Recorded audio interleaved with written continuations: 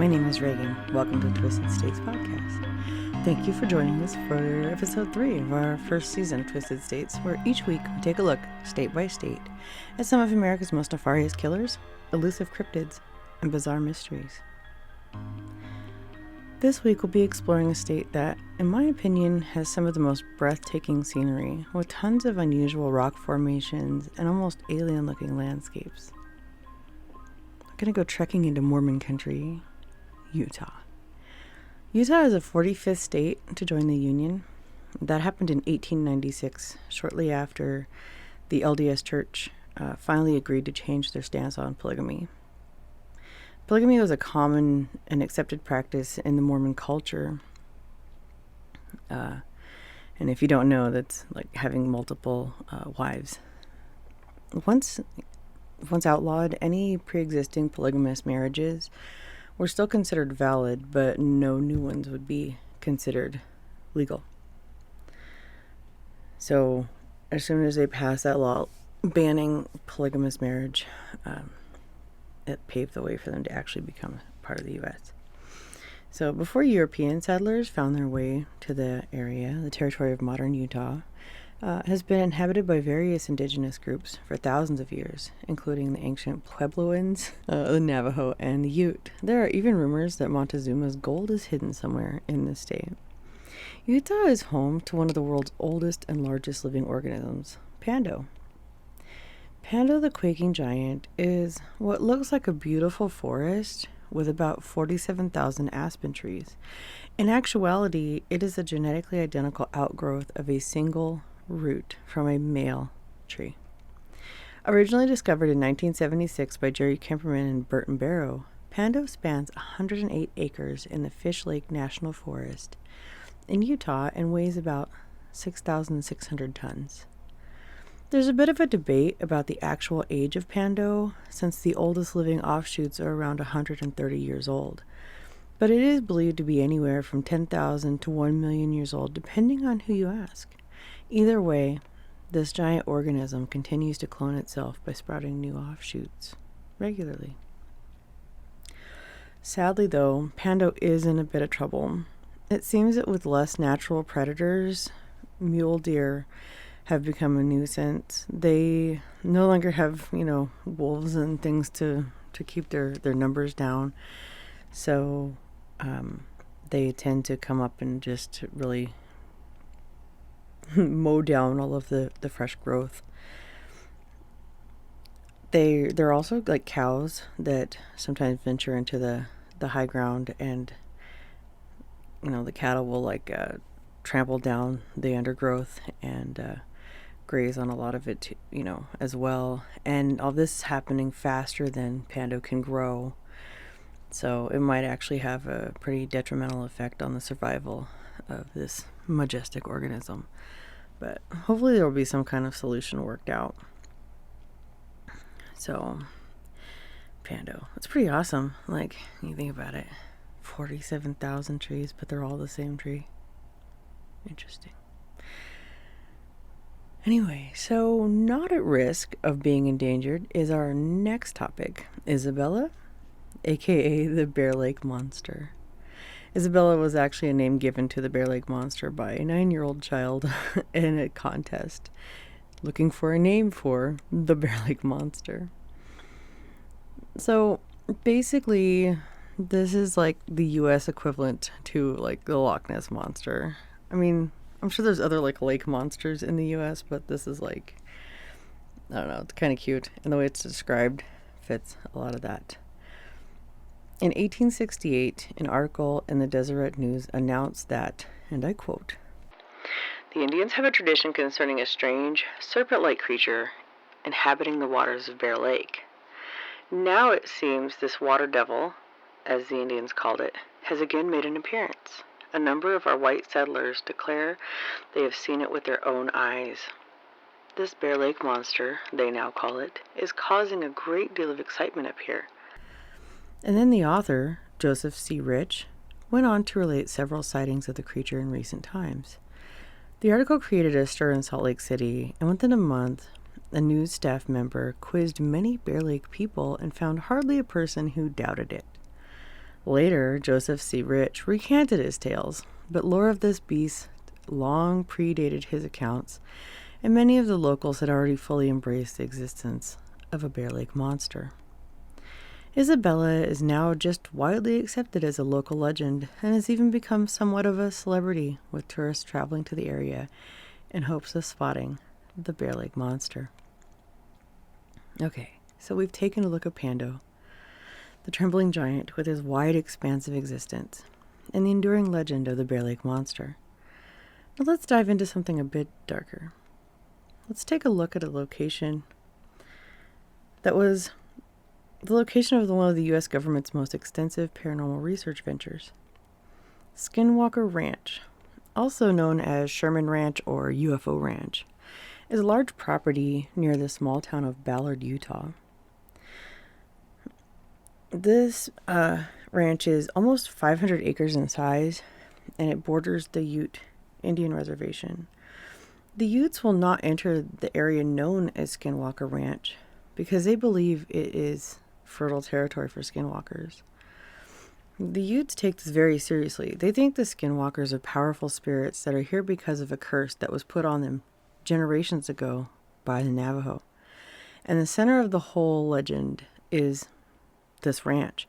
The Utes say the ranch is the path of the skinwalker. Tribe members are strictly forbidden from setting foot on the property. It's been that way for a very long time. Beginning in the 1950s, the area around Skinwalker Ranch has been a hotbed of UFO activity, according to locals. In 1994, Skinwalker Ranch became well known when the Sherman family and their children purchased the property, only to be driven from the home after 2 years of increasingly terrifying paranormal events. When the family moved in, they found deadbolts on doors and windows that puzzled them. Some of the doors and windows had deadbolts on both the inside and the outside. They also found large chains outside that looked like they may be for the purpose of restraining a heavy animal. While they lived on the ranch, the family experienced multiple cattle mutilations, crop circles, hearing voices calling from nowhere, inanimate objects moving before their eyes, UFOs, and seeing strange birds and other animals on the property.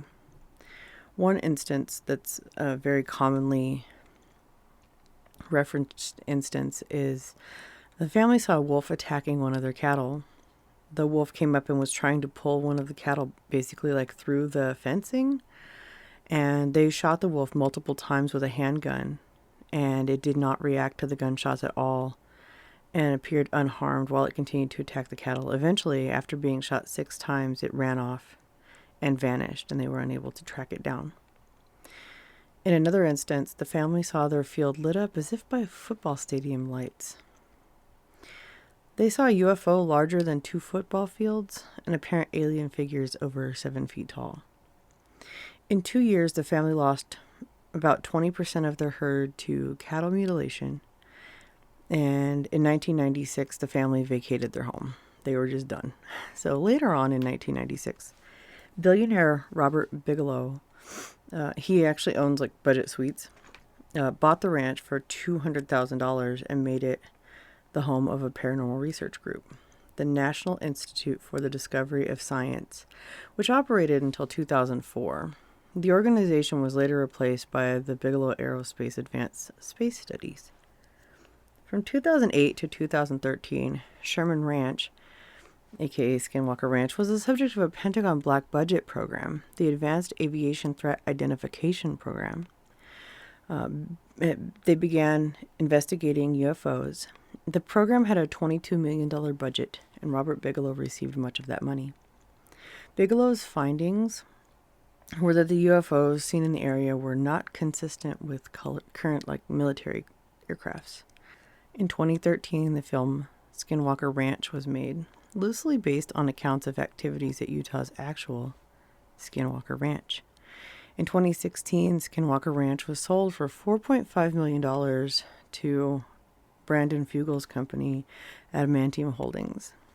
Afterwards, a public road that had gone through the property was closed, and now it's very closely guarded.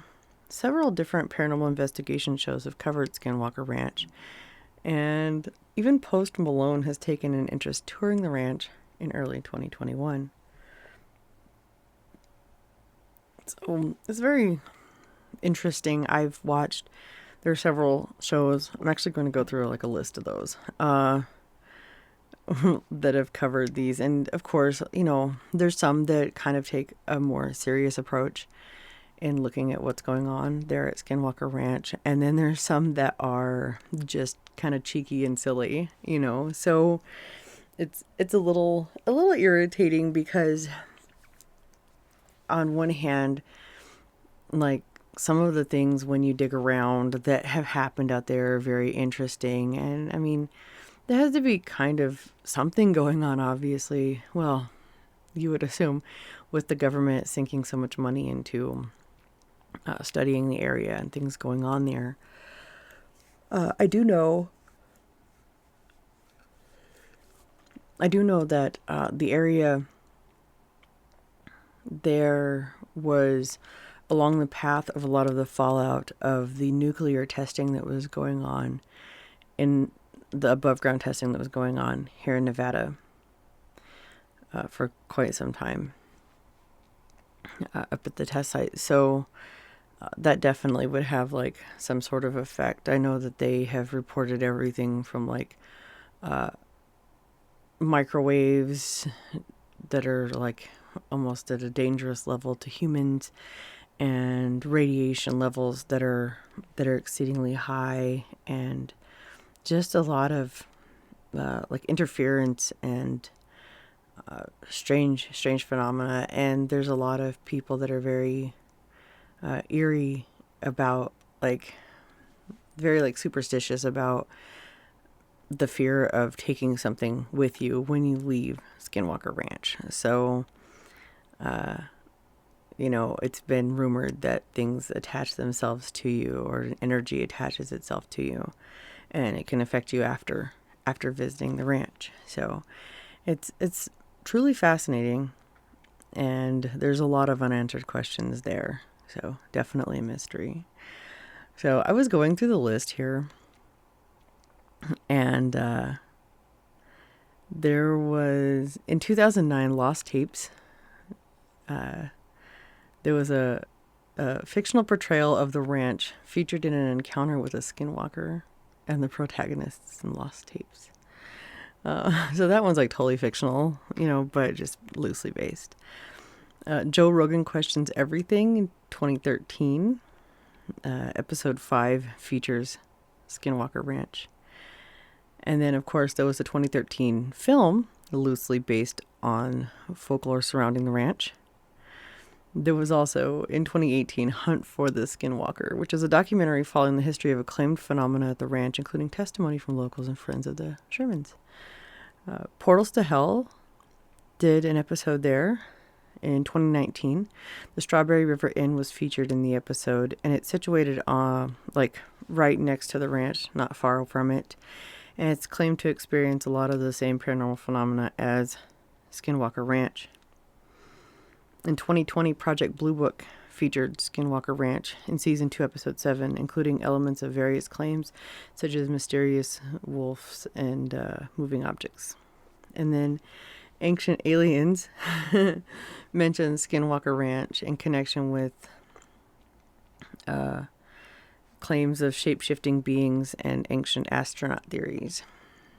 Now, currently running is The Secret of Skinwalker Ranch. It's a television series on the History Channel featuring a team of scientists and experts that uses science and technology such as lasers, ground-penetrating radar, and drone thermography as they research the property, attempting to explain claims of UFO sightings, animal mutilations, and paranormal events.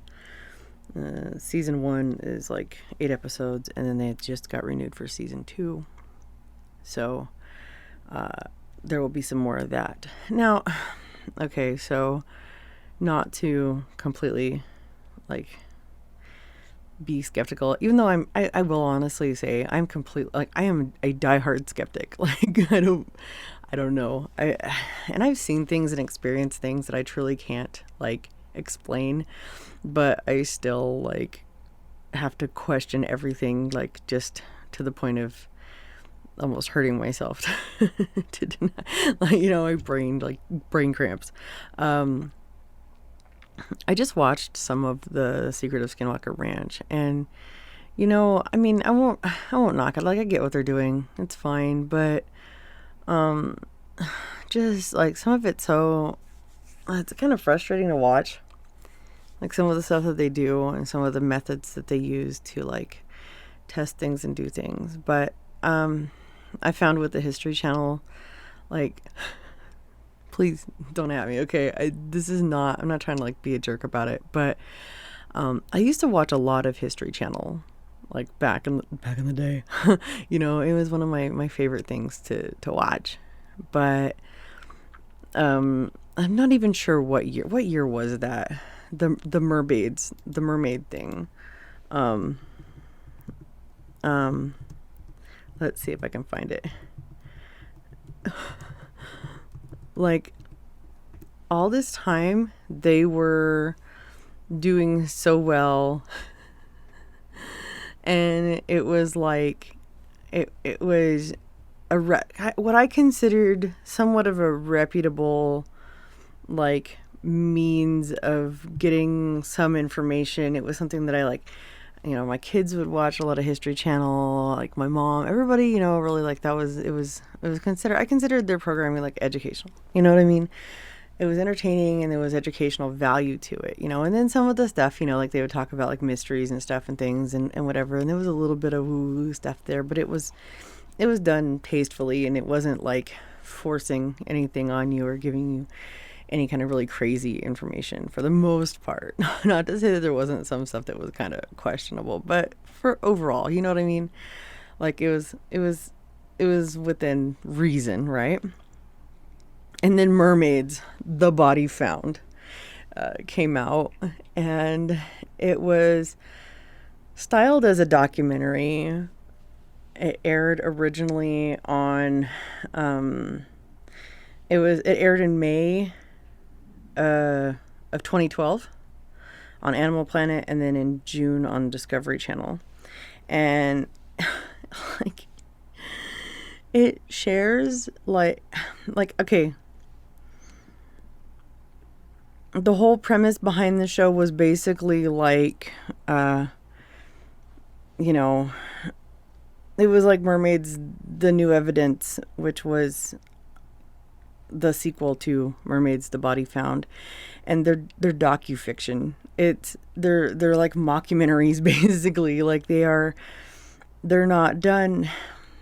Okay, so like a mockumentary, right? It's like tongue in cheek, and like I always think of This Is Spinal Tap, and the mini Stonehenge, and I love that movie, by the way. It's one of my favorites. But this is presented in such a way, it's like, it's documentary style. They play it straight. They present it to you like it's fact, it's done like in such a way that you're, and for most people that's not a problem. I mean, I think the majority of, I guess a lot of people, stop and go, mermaids aren't real, that's silly, but then there's a lot of people out there that believe that these shows that are presented like this are real. There's no disclaimer at the beginning or the end. Like, nowhere do they say, hey, by the way, this is all just, we're having some fun here. Ha ha, right? Like letting people in on the joke. So it's frustrating. It's really frustrating. If it was presented that way, it'd be fine. But it's not. It's presented like they just like... but that's what I'm kind of finding with the History Channel's take on Skinwalker Ranch is it's going weird places, and it feels like the usual, like, forced, narrative, whatever. I mean, does it have entertaining value? Yes. And is it kind of, do I indulge and watch stuff like that a lot because I do find this stuff entertaining? Yes.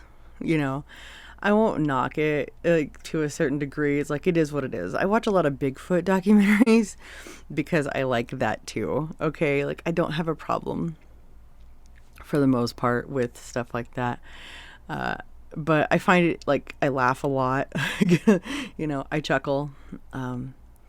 But it's disappointing when that's pushed as being like real, actual real, It's like, come on, stop. Don't do that. And it gets really frustrating when I'm actually looking for factual information and I'm constantly linked back to this, like, this junk, this garbage. It's very frustrating.